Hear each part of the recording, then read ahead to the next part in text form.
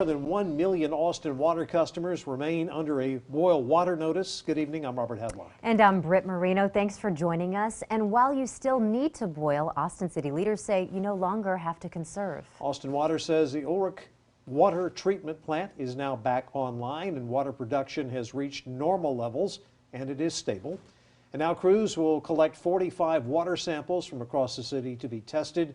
They will submit those samples to the Texas Commission on Environmental Quality for a green light to lift the boil notice. And more city leaders are calling for answers as to what caused this emergency and the past ones. KXAN's Tahera Rahman reports from one of the city's water distribution sites. Austin Water says they still hope to get that TCEQ approval in order to lift the boil water notice by late Tuesday evening. Until then, folks can still come by distribution centers like this one on Koenig Lane that are open 24 hours.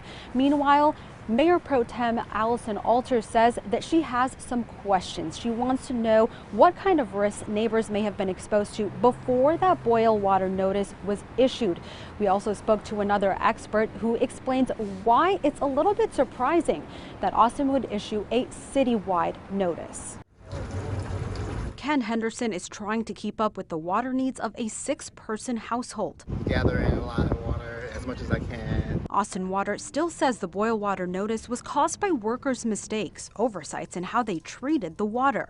But they haven't offered any more details yet. They are uncommon, but they're certainly not unheard of. John Shaw is a water utility expert based in Nevada. He says a boil water notice for an entire city the size of Austin is rare. You've got distribution systems that are, cover hundreds of square miles. Your boil water order is going to be specific to a pressure zone or a certain part of the distribution system rather than, citywide. Austin Water has 3 treatment plants. The department says once they took Ulrich offline, they increased treatment and production at the other 2 in order to keep water flowing to customers and maintain water pressure and reserves.